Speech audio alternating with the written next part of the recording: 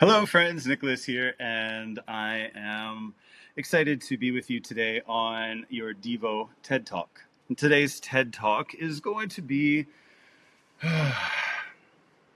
about the fluctuations of the mind, right? Yogaś citta-vṛtti-nirodhaḥ. Yoga is the cessation of the fluctuations of the mind. What does that mean? Right? We have ups and downs and forwards and backwards and motivation and lack of motivation and inertia and hyperactivity and all the things in between. Anything that you can describe, there is quite the rainbow, the spectrum of experience of that. And what do the fluctuations of the mind do to you? It could be the difference between you suffering and being in joy. It could be the difference between quality of life or being so depressed you don't want to go on. And what are we learning to do in yoga? We learn to be in the middle. We learn to be with the swings, ride the wave should they appear, and or stay centered in the middle regardless of what's going on around us. There's different ways it can manifest, and it's beautiful that it can manifest differently depending on the person and depending on who they are and what their life experience has been. And so meditation is a powerful tool. Breathing is a powerful tool. But things like the first two parts of the Yoga Sūtras, which is the yamas and the niyamas, right? They are very important. Getting right with yourself and getting right with others. And that is probably one of the hardest practices that there is, because a lot of our society today and the way it is structured in the West especially isn't around you being able to easily manage being right with yourself, let alone with other people. In the last podcast we talked about, how do you handle interacting with other people? And part of it is getting right with yourself first, because then you're clearly perceiving and receiving and projecting so that others see and receive well and know where your heart is rather than necessarily where your mouth might be. That being said, this is not easy. And it's not easy because inherently it's not easy. It's just challenging with the current circumstances of life in the world as we know it today, for these to sync up in ways that are beneficial consistently, right? The fluctuation is what we're talking about, right? Some days I'm good, some days I'm bad, sometimes I overshoot, right? And so how do I kind of put up these bumpers for the lane if we're bowling, or put up this homeostatic type reaction that gives me alarms when I'm starting to veer one direction or the other, similar to rumble strips on a highway? You do this by getting to know yourself, by practicing yoga, by getting in communion with self and with the greater self, so that it's not that it's just obvious, but you're so in tune that you couldn't miss it if you tried.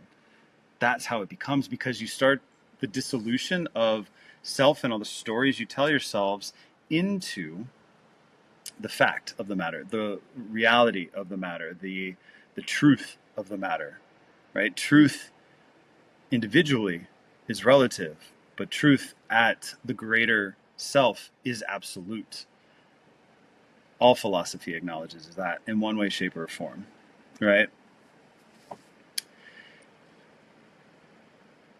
And what if we're not quite there to that truth space yet, the absolute truth? Well, you stick within your truth and understand that it might not be 100% accurate all the time, and you're willing to take in new data and take in new situations, circumstances, people, places, and ways of thinking, so that you can shift, so that you're not being rigid and stuck when the fluctuations come. Because if you're stuck when the fluctuations come, you're probably going to get sent further out of alignment, right? So like if you take a tree, for instance, like a willow tree, right? It blows in the wind and it's got a lot of give in it. And so even in the strongest of winds, it's not going to get torn up. But then take something like a pine tree, even when it's tall, right? It's still kind of rigid. It's very hard tissued in the middle. If it has enough leaves and enough branches to catch the wind, because it's so stiff and rigid and it can't move with the wind, it's going to break. And so Where are you in maintaining your flexibility and your openness to things being different or being seen differently, or you participating in them differently?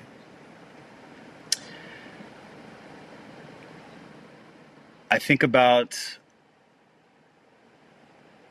this music video, and I may be misremembering it, but it was Green Day and Walking Contradiction, and the dude's just walking and jamming and everything's fine. And all these things are happening around him, but he's just walking along and everything's falling around and apart around him, but it's not affecting him and it's not landing on him. And he's just walking through contradictorily. I